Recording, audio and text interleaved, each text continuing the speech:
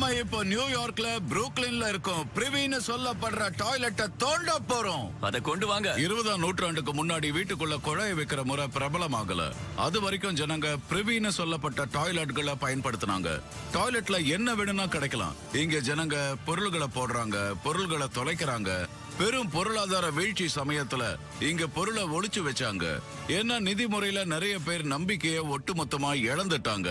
அதனால தங்களோட விலை மதிப்பான பொருளை வங்கியில வைக்கிறதுக்கு பதிலா தங்களோட டாய்லெட்லயே எல்லா பொருளையும் ஒளிச்சு வச்சாங்க. அந்த காலத்துல இது பாதுகாப்பு பெட்டக மாதிரி இருந்தது. ரொக்கத்தையும் நாணயங்களையும் விலை மிக்க பொருளையும் ஒழிக்க இது நல்ல இடமா இருந்தது. ஏன்னா நீங்களே யோசிச்சு பாருங்க, யார் டாய்லெட்ல திருடுவாங்க? டாய்லெட்ல தோன்றது மோசமான வேலைன்னு தோணலாம். ஆனா இவ்வளவு வருஷங்களுக்கு அப்புறம் இங்க இருக்கிற ஒரே விஷயம் மண்ணும் புதையலும் தான். ஒவ்வொரு வீட்டுக்கும் ஒரு டாய்லெட் இருந்தது. சரியா சொன்ன. புரூக்ளின் ஒரு பழைய நகரம் தான். இங்க நிறைய புராதன சின்னங்கள் இருக்கணும். இது அடுக்கடுக்கா இருக்கும். மேல 1920களா இருக்கலாம், அடிபாகத்துல 1820 சேர்ந்ததாகவும் இருக்கலாம். இது வினோதமாவும் அற்புதமாவும் இருக்கும். பழைய இன்சூரன்ஸ் வரைபடம், மக்கள் தொகை பதிவுங்க, செயற்கைக்கோள் படங்களை அடிப்படையா வச்சு நாடு மாறி குடியேறிய பணக்காரங்க அதிகமா இருந்த பகுதியை நாங்க கூறி வச்சிருக்கோம். அந்த காலத்துல இருந்த சட்டப்படி இந்த இடத்துல ஒரு குடும்பத்துக்கான வீடு தான் வரம்பா இருந்தது. 1800கள் முடிவுல இந்த இடத்துல இறுக்கமா வைக்கப்பட்ட பிரவுன் ஸ்டோன்கள் நிரம்பி இருந்தது. நம்ம தோட்டத்துக்கான இடம் இங்கே கிடைக்க போகுது. ஆமா, நியூயார்க்ல. இங்க வந்ததுல இருந்து நான் பொருட்களையே பார்க்கல. கார் நிறுத்துற இடங்கள் இங்க நிறைய கான்கிரீட்டும் ஆஸ்பால்ட்டுமா இருக்கு. ஆனா நம்ம கிட்ட ஜிபிஆர் இருக்கிறதால எல்லா இடத்துலயும் தேட முடியும். இங்க நமக்கு தோண்டி பார்க்க ஜனங்க அனுமதி கொடுத்தா போதும். இருக்கிற ஆளுங்க தவிச்ச வாய்க்க தண்ணி கூட கொடுக்க மாட்டாங்க. அது என்னமோ உண்மைதான். ஆனா எல்லாத்துக்கும் பொதுவா ஒண்ணு இருக்கு. யாருக்கு தான் பணம் சம்பாதிக்க ஆசை இருக்காது? அவங்க இன்னும் பணம் சம்பாதிக்க விரும்பினா நல்லா இருக்கும். அமெரிக்கால நாம போன ஊர்ல நகரத்துல என்ன செஞ்சோமோ அதைத்தான் இங்கேயும் செய்ய போறோம். கொஞ்சம் கஷ்டமா இருக்கலாம், ஆனா நாம நிச்சயமா தோண்டி பணம் சம்பாதிப்போம். என் முன்னால எவ்வளவு தடவை துப்பாக்கியை காட்டியிருக்காங்க, எவ்வளவு தடவை கதவை மூடி இருக்காங்கன்னு எனக்கு ஞாபகம் கூட இல்ல. ஆனா நியூயார்க்ல இருக்கிற கல் நெஞ்சக்காரங்க கிட்ட என்ன எதிர்பார்க்கறதுனே தெரியல. வழக்கமா தட்டுறதை விட 5 மடங்கு அதிகமா கதவுகளை தட்டணும்னு நினைக்கிறேன். இதுதான் எங்க வரைபடம். இது டாய்லெட் மையம் மாதிரி இருக்கு. எங்க முதல்ல தோண்டணும்? இதோ இங்கதான் ஆரம்பிக்க போறேன். இங்கதான் நல்ல வாய்ப்பு இருக்கு. இது போதுமான அளவுக்கு பெருசா இருக்கா? ஒன்னு சொல்றேன், இத பாருங்க. புரூக்ளின்லயே இதுதான் ரொம்ப பெரிய கார் நிறுத்துற இடம். கலை பொருளை தேடுறதுக்கான நம்ம பகுதி கீழ் பாகத்துல இருக்கிற மண்ணை நேரா அணுகக்கூடியதா இருக்கிற 20 காலி இடங்க. முதல்ல நாம 600 சதுர மீட்டர் இடத்துல தோண்டலாம். அதோட பின்பக்கத்துல 1930 வரைக்கும் பழுப்பு நிற மணல் கல்லுங்க இருந்தது. அதுக்கப்புறம் அதை இடிச்சு புதுசா கட்டி கான்கிரீட் போட்டாங்க. வாழ்த்துக்கள், தேடி கொண்டு வாங்க. நினைச்சது நடக்கட்டும். இப்ப இந்த இடம் வர்த்தக உபகரணங்கள் விக்கிற கடைக்கு சொந்தமா இருக்கு. ஹலோ, எப்படி இருக்கீங்க? நான் நல்லா இருக்கேன். என் பேர் ரிக் சாவேஜ். நான் அமெரிக்கன் சாவேஜ்ங்கிற கம்பெனியை நடத்துறேன். நாங்க தொழில் ரீதியா கலை பொருட்களை மீட்கிறோம். காலியா இருக்கிற இடங்க இருக்கிற வீடுகளை நாங்க குறி வைக்கிறோம். நானும் என் குழுவும் அங்க தோண்டுவோம். புதையல எடுத்து வித்து லாபத்தை உங்க கூட நாங்க பங்கு. இது புரூக்ளின்ல உங்களுக்கு காலி இடங்கள் எவ்வளவு கிடைக்கும்? முடிஞ்ச வரைக்கும் எல்லாத்தையும் கட்டிட்டாங்க. புரூக்ளினை பத்தி நாங்க நிறைய ஆராய்ச்சி செஞ்சிருக்கோம். உங்களுக்கு சொந்தமா 2 இடங்க இருக்குன்னு எனக்கு தெரியும். தெருவுக்கு அந்த பக்கம் எனக்கு ஒரு காலி இடம் இருக்கு. கார்ட்போர்ட போட அந்த இடத்தை பயன்படுத்துறேன். ஆனா நான் இன்னும் தயாரா இல்ல. அதான் சொன்னேன்னு. உங்ககிட்ட ஒண்ணு கேட்கலாமா? இதுல இருந்து உங்களுக்கு என்ன கிடைக்கும்? நாங்க அடுப்புகளையும் ஃப்ரிட்ஜுகளையும் வைக்கிறோம். புதைஞ்சிருக்கிற புதையலை தேடி நீங்க வந்திருக்கீங்க. அதேதான். சாதாரணமா இப்படி நடக்காது ரைட். சொல்ல போனா உங்களுக்கு பைத்தியம் பிடிச்சிருக்குன்னு தோணுது. நான் உங்களுக்கு விவரமா சொல்றேன். பல ஆயிரக்கணக்கான டாலர்கள் மதிப்புள்ள பொருளுங்க எங்களுக்கு கிடைக்கலாம். அதெல்லாம் கொண்டு போய் வித்து அந்த பணத்தை உங்களோட நாங்க பங்கு போட்டுப்போம். வேலை செய்யாமலே உங்களுக்கு பணம் கிடைக்குது. இங்க தோண்ட எங்களுக்கு அனுமதி கொடுத்தா போதும். சரி, எனக்கு எவ்வளவு பணம் கிடைக்கும்? முதல்ல அதை சொல்லுங்க. வழக்கமா நான் கண்டுபிடிக்கிறத வித்து கிடைக்கிறதுல 20% தரதா ஒப்பந்தம் போட்டுப்பேன். 20%? ஆமா. இந்த ஒப்பந்தத்துக்கு வழக்கமா எத்தனை பேர் ஒத்துக்கிட்டு இருக்காங்க? நாடு முழுக்க எல்லாரும். நீங்க எனக்கு பிரச்சனை கொடுத்துட்டு சமரசம் பண்ண நினைக்கிறீங்களா? நியூயார்க்ல யாரும் 80க்கு 20ன்னு ஒத்துக்கவே மாட்டாங்க. புரூக்ளின்ல நிச்சயமா இல்ல. கொஞ்சம் ஏத்தி சொல்லுங்க. அப்ப உங்க விருப்பம் என்ன? 40% வேணும். நான் 80க்கு 20ன்னு சொல்றேன், நீங்க 60க்கு 40ன்னு சொல்றீங்க. ஆமா. ஒண்ணு கேட்கலாமா? நாம 2 பேருமே கொஞ்சம் விட்டு கொடுக்கலாம். 70க்கு 30 என்ன சொல்றீங்க? நானும் விட்டு கொடுக்கறேன், நீங்களும் விட்டு கொடுங்க. அப்புறம் வித்தியாசத்தை பகிர்ந்துக்கலாம். 70க்கு 30னா ஓகே தான். நமக்கு தோண்ட ஒரு இடம் கிடைச்சிருக்கு. நாம உடனே வேலையை ஆரம்பிக்கிறோம். நிஜமாவா சொல்றீங்க? ஒரே ஒரு கதவை தான் தட்டுனீங்க. ஆமா, நாம கேள்விப்பட்ட அளவுக்கு நியூயார்க்காரங்க கல் நெஞ்சக்காரங்க இல்ல. நான் ரெடி. வாங்க ஆரம்பிக்கலாம். ஜிபிஆர் கொண்டு வா. ஸ்ப்ரே பெயிண்ட் டப்பாவை எடுத்துக்கிட்டு பாபும் பின்னால வருவாரு. உனக்கு கிடைச்ச ஒவ்வொரு சிக்னலையும் குறிப்பாரு. அதுக்கப்புறம் நாம என்ன இருக்குன்னு ஆராய்ஞ்சு பார்க்கலாம். சரி, பொருளை எடுத்துக்கிட்டு வேலையை ஆரம்பிங்க. இந்த இடத்துல டாய்லெட்டை கண்டுபிடிக்கிறது ரொம்ப கஷ்டமா இருக்க போகுது. ஏன்னா இது கான்கிரீட்டால மூடி இருக்காங்க. நாங்க இந்த இடத்த கட்டம் கட்டமா பிரிச்சு எங்களோட தரையை ஊடுருவி போகிற ரேடர் யூனிட்டால அலசி பார்க்க போறோம். தரையோட அடர்த்தியில ஏதாவது திடீர் மாற்றங்கள் இருக்கான்னு நாங்க தேடணும். ஒழுங்கில்லாத இந்த இடத்தை தோண்டணுங்கிறது பெரிய கஷ்டம். ஏன்னா எல்லாத்துலயும் டாய்லெட் இருக்குன்னு சொல்ல முடியாது. என்ன கிடைச்சது? இதோ இந்த இடம். இடத்த குறிச்சு வச்சுக்க. ஓகே, சரி. ஓ ஓ ஓ இதோ இங்க. உங்க குறிகளை தவற விடாதீங்க. நாங்க பொருள் கிடைக்கக்கூடிய 2 இடங்களை குறிச்சோம். ஆனா எங்க ஆராய்ச்சி படி இந்த நிலத்துல ஒரே ஒரு டாய்லெட் தான் இருக்கு. அந்த கால கட்டுமான படத்தை அடிப்படையில தென்கோடியில இருக்கிற இடத்துல தான் டாய்லெட் கிடைக்க வாய்ப்பு இருக்கு. இந்த ஹாட்ஸ்பாட்ல இருந்து ஒரு சதுரத்தை வெட்டி எடுக்கலாம். அந்த ஹேமரை எப்படி கொடுங்க. மேல் பக்கம் இருக்கிறத நீக்கிட்டு நாம ஆழமா தோண்டலாம். சரி, வாங்க தோண்ட ஆரம்பிக்கலாம். முதல்ல கொஞ்சம் வெட்டலாம். திடமான கான்கிரீட்ல 1.25 மீட்டருக்கு வெட்டுறதுக்கு 1-2 மணி நேரங்கள் ஆகும். இதை செய்ய பல ஆயிரக்கணக்கான டாலர்கள் மதிப்புள்ள உபகரணத்தை நாங்க பயன்படுத்தணும். இது ஒரு பெரிய முதலீடு. இதுக்கு பலன் கிடைக்கும். சரி, தோண்ட ஆரம்பிங்க. இந்த சின்ன ஓட்டையில நிறைய குப்பை இருக்கு. ஓ, கீழே எது மேலேயே இடிச்சிங்க. ஏதோ அங்க இருக்கு. அது என்னவா இருக்கும்? உங்களுக்கு ஏதாவது தெரியுதா? எனக்கு சரியா தெரியல. இது ஒரு மட்ட பலகை மாதிரி தெரியுது. இதுக்கு ஏதாவது கிடைக்குமா? என் கணக்குப்படி $50 கிடைக்கலாம். எதுக்காக இது இப்படி டாய்லெட்ல இங்க இருக்க கூடாது? டாய்லெட்ல பொதுவா இது கிடைக்காது. அதுவும் மேல் புறத்துக்கு இவ்வளவு பக்கத்துல. நாம தவறான இடத்துல தோண்டிட்டு இருக்கோமா? அத கண்டுபிடிக்க ஒரே வழி இந்த மண்ணு எப்படி இருக்குன்னு பாக்குறது தான். அடிப்படையில இந்த டாய்லெட் ஒரு கிணறு மாதிரி. நிலத்துல இருக்கிற ஆழமான துளை சுவர செங்கல்ல கட்டி இருப்பாங்க. சுத்தி அதை தாங்குற கட்டுமானம் இருக்கிறதால டாய்லெட்டுக்குள்ள இருக்கிற மண்ணு சாதாரணமா இருக்கிறத விட மென்மையா இருக்கும். நம்ம மெட்டல் ஹேண்ட் ப்ரோபுகளை உபயோகிச்சு இந்த இடத்துல மண்ணோட அடர்த்தியை அளக்கணும். ப்ரோபை பயன்படுத்தும் போது ரொம்ப கவனமா இருக்கணும். ஏன்னா மேல்புறத்துக்கு பக்கத்துல ஏதாவது பொருளுங்க இருந்தா அது உடையாம பாத்துக்கணும். இது டாய்லெட்டா இருந்தா ரொம்ப நல்லா இருக்கும். ஏன்னா எங்களுக்கு நேரமும் இல்ல, நாங்க இன்னும் எந்த பணமும் சம்பாதிக்கல. உங்களுக்கு சத்தம் கேட்டுதா? ஆமா, எனக்கும் கேட்டது. இது டாய்லெட்டே இல்ல பாஸ். நாம இந்த பள்ளம் தோண்டினதால ஒரு பிரயோஜனமும் இல்ல. இப்ப என்ன பண்ணலாம் பாஸ்? நாம இந்த பள்ளம் தோண்டினதுல ஒரு பிரயோஜனமும் இல்ல. ஓ, இப்ப என்ன பண்ணலாம் பாஸ்? நாம அங்க தோண்டி பார்க்கலாம். நம்ம ஆராய்ச்சி படி அங்க ஒரு டாய்லெட் இருக்கணும். ஜனங்க பயன்படுத்த நிச்சயமா டாய்லெட் தேவைப்பட்டிருக்கும். வாங்க தோண்டி பார்க்கலாம், சீக்கிரமா.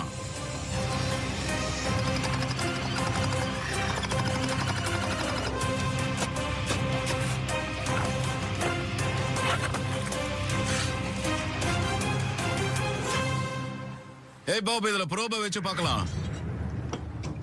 அந்த ப்ரோப் போச்சுன்னா அப்ப நிச்சயமா நமக்கு கிடைக்கும். அப்படி ப்ரோப் போகலன்னா நமக்கு நிறைய பணம் நஷ்டமாக வாய்ப்பு இருக்கு. இன்னொரு இடத்தை தோண்டி பார்க்கிறதுக்கு நமக்கு நேரமும் இல்ல. அதோட ஏற்கனவே செலவு வேற அதிகமாயிடுச்சு, லாபமும் இல்ல.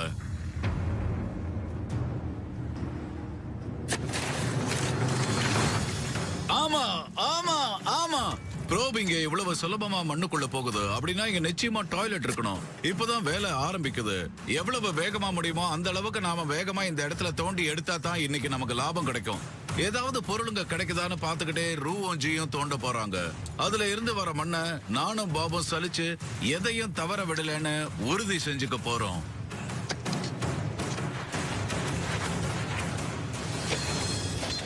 ஓ, பிரமாதம். என்ன கிடைச்சது? பாட்டில்? ஆமா, அதோ இங்க.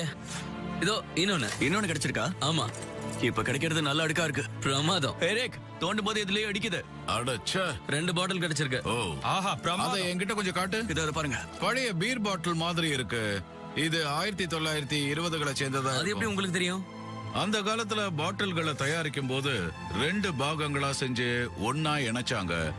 உதடு பாகத்தை தனியா இணைச்சாங்க. வேற என்ன இத கிடைச்சது? கொஞ்சம் பாருங்க. ஓ பிரமாதம். இது ஆஷஸ் லிவர் பிட்டர்ஸ்.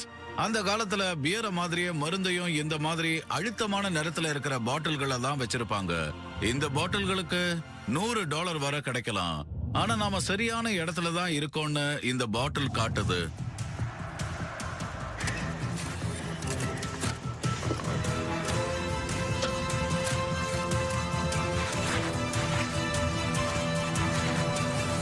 ஓ ஓ ஓ இது என்னது?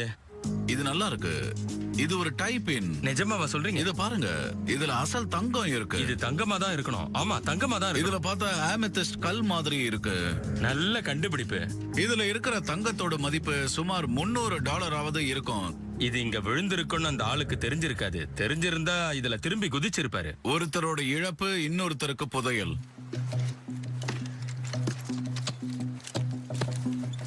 ஓ, எது மேலே இடிச்ச மாதிரி இருக்கு. ஓ, இங்க. ஓ, என்ன இது? பார்த்தா கல்லாப்பட்டி மாதிரி இருக்கு. ரேக், எங்களுக்கு என்ன கிடைச்சிருக்குன்னு பாருங்க. என்னது இது? இதை திறக்க முடியல. இன்னும் கொஞ்சம் முயற்சி பண்ணுங்க. என்னது இது? திறந்தாச்சு. இது என்னவா இருக்கும்? ஓ, இது என்னது? இத பார்த்தா கண்ணு மாதிரி இருக்கு. பயங்கரமா இருக்கு. இதுக்கு ஏதாவது கிடைக்கும்? கிடைக்கும். பழைய கண் சாமான்களை சேகரிக்கிறவங்க யாராவது இதுல சுவாரஸ்யம் காட்டலாம். இது வரைக்கும் நான் கண்டுபிடிச்சதுலயே இது விசித்திரமானது. சரியான ஆள்கிட்ட கொண்டு போனா இதுக்கு கொஞ்சம் டாலர் கிடைக்கலாம். ஆனா நான் எதிர்பார்த்த அளவுக்கு நிறைய பணம் கிடைக்காது. இதுல வேற என்ன இருக்குன்னு பாப்போம். ஓ ஓ, அசிங்கம். இது நல்லா இருக்கு. இது இத்தாலியில தயாரிக்கப்பட்ட ஸ்விட்ச் பிளேட், எலும்பு கைப்பிடிங்க. 1920 சேர்ந்ததா இருக்கும். ரொம்ப அருமையா இருக்கு. கத்தி சேகரிக்கிறவங்களுக்கு பழைய கத்திகள் ரொம்ப பிடிக்கும். நல்லா வேலை செய்யக்கூடிய நிலைமையில இருக்கிற பொருளுக்கு எனக்கு நல்ல லாபம் கிடைக்கும். வேற ஏதோ இருக்கு, இத பாருங்க. இது ஒரு பாக்கெட் கடிகாரம். ராணுவ கடிகார மாதிரி. ராணுவத்தோட தான் இருக்கலாம், ரயில் பாதை அமைக்கிறவங்களோட தான் இருக்கலாம். தள்ளுங்க. ஓ, இது ஒரு காம்பஸ். இது கடிகாரம் இல்ல. காம்பஸ் இப்பவும் வேலை செய்யுது. ஏதாவது லாபம் கிடைக்கணும். முதல் உலக போர்க்கால ராணுவ காம்பஸ் இந்த நிலைமையில இருந்தாலும் அது அருமையா இருக்கு. ஆனா இப்பவும் இது வேலை செய்யற நிலைமையில இருக்கிறதால இது அருமையானது மட்டும் இல்ல, இதுக்கு நல்ல மதிப்பும் கிடைக்கும்.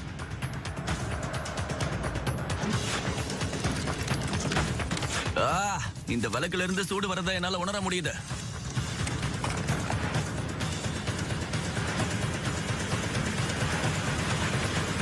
ஓ, இங்க பாருங்க, ஏதோ இருக்கு. இது என்னவா இருக்கும்னு நினைக்கிறீங்க? இது ஒரு துப்பாக்கி. அடடா, இது என்னன்னு உங்களுக்கு தெரியுமா? பார்த்தா .38 மாதிரி இருக்கு. எவ்வளவு பழசா இருக்கும்? 1900 ஆரம்பமா இருக்கலாம். பார்த்தா அப்படிதான் இருக்கு. இது ஒரு ஹாப்கின்ஸ் அண்ட் ஆலன். இதுல பேக் லைட் இருக்கு. பார்த்தா பிளாஸ்டிக் கைப்பிடி மாதிரி இருக்கு. அதனாலதான் கைப்பிடி நல்லா இருக்கு. இது நல்ல நிலைமையில இருக்கு. சேம்பர் இன்னும் திரும்புது பாருங்க. அப்ப கொஞ்சம் கூடுதலா பணம் கிடைக்கும். ஆமா, நிச்சயமா கிடைக்கும். ஏய், ஏதாவது கிடைச்சதா? ஒண்ணுமே கிடைக்கல. வெறும் மண்ணுதான். இங்க ஒண்ணுமே இல்ல. நீங்க எதையும் கண்டுபிடிக்கலனா உங்களை மண்ணுக்குள்ள புதைச்சு மூடிடுவேன். செய்யுங்க. நாங்க டாய்லெட்டோட அடிபாகத்தை நெருங்குறோம். இன்னைக்கு செஞ்ச வேலைக்கு பலன் கிடைக்கணும்னா எங்களுக்கு பெருசா ஏதாவது கிடைக்கணும். பாறை. இது பாறை இல்ல. ஓ, எனக்கு ஏதோ கிடைச்சிருக்கு. என்ன கிடைச்சது? எனக்கு தெரியல. குழாயா? அதேதான், குழாய் தான். எனக்கு தெரியல. இது குழா மாதிரி இல்ல. இல்லையா? ஓ கடவுளே, இத பாருங்க. என்ன இது? ஓ, என்னது இது? இது ஒரு வேல். வேலா? இது தற்காப்பு ஆயுதம். இத 3 மீட்டர் கம்பள கட்டி எடுத்துக்கிட்டு குதிரை மேல சவாரி செஞ்சுக்கிட்டு ரொம்ப தூரத்துல இருந்தே தாக்க முடியும். ஜான் பிரவுன்ஸ் கொலையில இதை பயன்படுத்தினாங்க. துப்பாக்கி கிடைக்கலன்னா அவங்க வேலை பயன்படுத்தினாங்க. ஆனா இது அயல் நாட்டுது.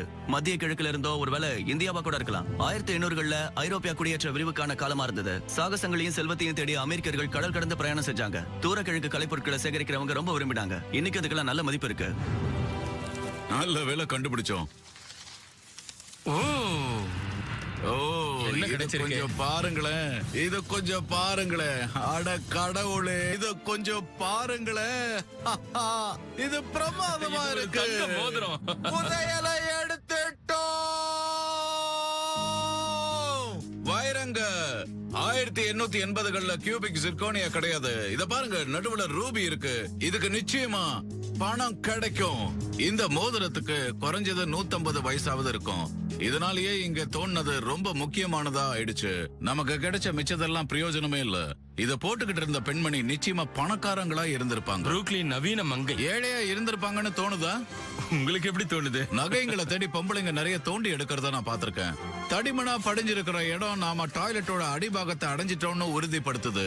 இந்த இடத்துல எல்லாத்தையும் தோண்டி எடுத்தாச்சு. சரி, எல்லாத்தையும் வண்டியில ஏத்துங்க. டாய்லெட்ல நமக்கு நிறைய பொருளுங்க கிடைச்சிருக்கு. வாங்க ஏத்தலாம். வாங்க சீக்கிரம். இங்க தோணுனது ரொம்ப அருமையா இருந்தது. ஆனா இதெல்லாம் வித்து லாபம் கிடைக்கலனா நாங்க செஞ்ச வேலைக்கு பலன் இல்லாம போயிடும். நியூயார்க்காரங்க ரொம்ப கடுமையா பேரம் பேசுறவங்கன்னு கேள்விப்பட்டிருக்கேன். என்ன கொண்டு வந்திருக்கீங்க? நாங்க டாய்லெட்களை தோண்டோம். அதெல்லாம் அடுக்கடுக்கா அப்படியே இருந்தது. மேல் மட்டத்துல எங்களுக்கு இந்த பாட்டில் தான் கிடைச்சது. இங்க நிறைய அருமையான கண்ணாடிகள் இருக்கிற மாதிரி தோணுது. இதுக்கு உங்களுக்கு பணம் கிடைக்கும்னு தெரியும், ஆனா நிறைய கிடைக்காது. இன்னைக்கு முழுக்க தோணுனதுல உங்களுக்கு இந்த கண்ணாடி டானிக் பாட்டில் மட்டும்தான் கிடைச்சதா? மேல் அடுக்குல இதுவும் கிடைச்சது. என் கையில காயம் பட்டுக்காம இதை எடுக்க முயற்சி பண்றேன். இது ஒரு குத்தூசி. இது ரொம்ப நல்ல கண்டுபிடிப்பு. நிச்சயமா இது கொஞ்சம் மதிப்பு இருக்கு. இத $300-400 வித்துட முடியும். ரொம்ப பிரமாதம். ஆமா, இன்னும் நிறைய அடுக்கு கொண்டு வந்திருக்கீங்களா? 2வது அடுக்குல எல்லாம் கலந்து வந்தது. ஓ வாவ், இத பாருங்களேன். இது ஒரு காம்பஸ். நிச்சயமா ராணுவ சாதனம். ஏன்னா இதுல யூஎஸ்னு போட்டிருக்கு. இதுக்கு கிட்டத்தட்ட சுமாரா $500 வரைக்கும் கிடைக்கும். அப்படியா? இத கேட்கத்தான் நான் ஆசைப்பட்டேன். வேற என்ன இருக்கு? நியூயார்க்ல இருக்கிறதால இத பார்த்தா நீங்க சந்தோஷப்படுவீங்கன்னு எனக்கு தோணுது. வாவ், இது இத்தாலிய தயாரிப்பு. இந்த துப்பாக்கியில ரொம்ப ஆச்சரியமான விஷயம் என்னன்னா இதோட பக்கவாட்டுல ஷார்ட் கன் ஷெல் ரிமூவர்ஸ் இருக்கு. சரி, வேற என்னென்ன கொண்டு வந்திருக்கீங்க? கண்ணாடி கண் இருக்கு. இது கிடைக்கிறது ரொம்ப அபூர்வம். 2வது அடுக்கு ரொம்ப நல்லா தான் இருக்கு. 3வது அடுக்க பாக்குற வரைக்கும் கொஞ்சம் இருங்க. ஓ, இது ரொம்ப பெரிய விஷயமா இருக்கு. ஓ, ஒரு வேல் கொண்டு வந்திருக்கீங்க. இது நிஜமாவே நியூயார்க் சமூக விரோத கும்பல் பயன்படுத்தினதுதான். அப்புறம் கடைசியா என்கிட்ட ஒண்ணு இருக்கு. வாவ், என்ன இது? ரொம்ப அருமையா இருக்கு. இப்பவே என்னால சொல்ல முடியும், இது ரூபியும் வைரமும். இது நிச்சயமா கல்யாண மோதிரமா இருக்கும். இது அந்த காலத்துல பிரத்யேகமானது. இது டாய்லெட்டுக்கு எப்படி வந்ததுன்னு தான் தெரியல. இதுக்கு கொஞ்சம் மதிப்பு இருக்கும். உங்களுக்கு எவ்வளவு வேணும்? இந்த பொருள் எல்லாம் எடுக்க நாங்க ரொம்ப கஷ்டப்பட்டோம். இதுக்கு நியாயமான விலை கிடைக்கணும்னு நான் நினைக்கிறேன். நியாயமான விலைனா $6500 வேணும். இல்ல ரேக், என்னால முடியாது. 6500ங்கிறது ரொம்ப அதிகம். நானும் லாபம் சம்பாதிக்கணும் இல்லையா? இதுக்கு நான் 5000 தரேன். ஓ, என்ன பேசுறீங்க பிராண்டன்? இதையெல்லாம் நான் $6000க்கும் குறைவா வித்தேன்னா நிச்சயமா நான் ஒரு முட்டாள்னு தான் அர்த்தம். அதுல சந்தேகமே இல்ல. என்னால 5500 தான் கொடுக்க முடியும். அதுக்கு மேல முடியாது. சரி, இப்ப நான் காட்டுறத பார்த்தா நீங்க 5750 வரைக்கும் பேரத்தை கூட்டுவீங்க.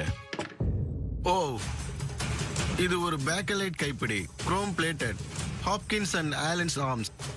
ரொம்ப அருமையா இருக்கு. இன்னும் ஒழுங்கா வேலை செய்யுது. அற்புதமா இருக்கு. எனக்கு ரொம்ப பிடிச்சிருக்கு. இதையும் நான் சேர்த்து தர தயாரா இருக்கேன். $5750 கொடுத்தா நான் இங்க இருந்து பேசாம போயிடுவேன். நிச்சயமா எனக்கு அவ்வளவு வேணும். இதுக்கு நான் சம்மதிக்கிறேன் ரேக். ஓ, எனக்கு இது பிடிச்சிருக்கு. நியூயார்க்ல கடுமையா பேரம் பேசுவாங்கன்னு எதிர்பார்த்தேன். பிராண்டன் என்ன ஏமாத்தல, ஆனா எனக்கு நியாயமான விலை கிடைச்சது. இப்ப நான் லாபத்தை பிரஸ்டனோட பகிர்ந்துக்க போறேன். அழகான 1725 அமெரிக்கன் டாலர்கள். ரைட், நீங்க ஒரு ஜென்டில்மேன், அறிவாளி. என் வாழ்க்கையில இது வரைக்கும் இந்த மாதிரி என்னை யாரும் கூப்பிட்டதே இல்ல. புரூக்லின்ல தோணுனதுல நில சொந்தக்காரருக்கு கொடுத்தது போக எங்களுக்கு $4025 கிடைச்சது. புரூக்லின்ல மொத்தமா நாங்க 4 நாள் தோண்டோம். அதுல $18,000 லாபம் கிடைச்சது. நியூயார்க்ல அமெரிக்கன் சாவேஜ் பணம் சம்பாதிச்ச விஷயத்த எல்லா இடத்துலயும் நாம பரப்பணும். அமெரிக்கன் சாவேஜ் இங்க தோண்டுனாங்க. இது நல்லாதான் இருக்கு. கிராமத்துவாசி நகரத்துல பழைக்க முடியாதுன்னு